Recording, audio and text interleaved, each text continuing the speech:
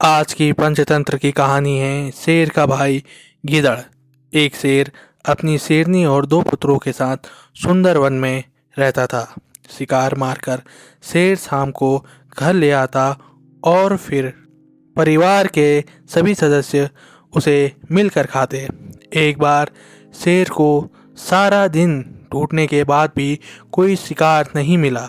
सूरज डूबते डूबते वह अपनी गुफा को लौटने को ही था कि अचानक एक गीदड़ का छोटा सा बच्चा उसके हाथ लग गया। इतने छोटे बच्चे को देखकर शेर को दया आ गई। उसे मारना की बजाय वह उसे अपनी दाढ़ों में हल्के से दबाकर गुफा में ले आया। हालांकि शेरनी को भी बड़ी जोर से भूख लगी थी, पर उसे भी गीदड़ के बच्चे को देखकर दया आई। शेरनी ने उसे अपने पास रख लिया और अपने दोनों बच्चों के साथ उसे भी पालने लगी। तीनों बच्चे साथ साथ खेलते कूदते ऐसे ही बड़े होने लगे। शेर के बच्चों को यह पता नहीं था कि यह गीदड़ है, और गीदड़ को भी अपने आप को के बारे में कुछ नहीं पता था। गीदड़ का बच्चा शेर के दोनों बच्चों से बड़ा था, इसलिए वे दोनों उसका आदर करते थे। एक दिन जब वे तीनों जंगल में घूम रहे थे, अचानक उन्हें सामने से एक हाथी आता दिखाई दिया।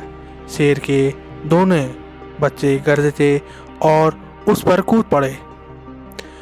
तभी यकायक गीदड़ बोल पड़ा, यह हाथी है, शेर का कट्टर शत्रु, इससे उलझना ठीक नहीं है, चलो यहाँ से भाग चलें। यह कहकर गीदड़ दुम दबाकर वहाँ से भाग गया। शेर के दोनों बच्चे भी एक दूसरे का मुंह देखते हुए चुपचाप उसके पीछे चल पड़े। घर पहुंचकर दोनों ने हंसते हंसते गीदड़ की कायरता की कहानी माँ और पिता को सुनाई। एक ने कहा, हाथी को देखकर बड़े भैया तो ऐसे भागे जैसे आसमान गिर गया हो, और ठाका मारने लगे। दूसरे ने कहा कि यह तमाशा हमने पहली बार देखा। शेर और शेरनी यह बात सुनकर मुस्कुराने लगे। इस बात से गीदड़ को बहुत बुरा लगा। क्रोध से उसकी आंखें लाल हो गई, होंठ फड़फड़ाने लगा।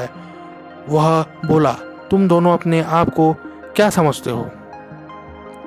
शेरनी ने जब देखा कि बात बिगड़ने वाली है, तो गीदड़ को एक ओर ले जाकर समझाने लगे, बेटे, ये तुम्हारे छोटे भाई हैं, इन पर इतना क्रोध करना ठीक नहीं है।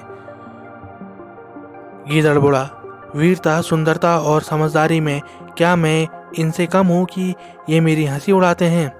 शेरनी ने सोचा कि असली बात इसे बतानी ही पड़ेगी।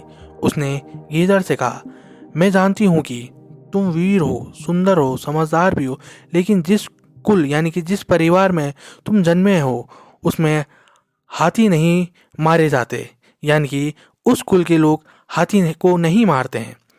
तुम शेर नहीं, तुम गीदड़ हो। हमने तुम पर दया करके बचपन में तुम्हें अपने पुत्रों के साथ पाला। इससे पहले कि तुम्हारे दोनों शेर भाइयों को पता चले कि तुम शेर नहीं एक गीदड़ हो, तो तुम यहाँ से भाग चले जाओ, अन्यथा वे तुम्हें जान से मार देंगे। यह सुनकर गीदड़ बहुत डर गया। उसी समय वो वहाँ से भाग गया।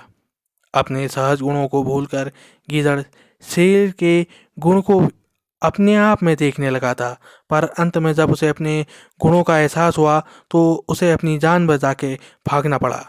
इस कहानी से हमें यही शिक्षा मिलती है कि हमें कभी भी अपने गुणों और सामर्थ्य को देखकर अपने कार्य का चुनाव करना चाहिए, ना कि किसी अन्य के गुणों और सामर्थ्य को देख के कार्य का चुनाव करना चाहिए।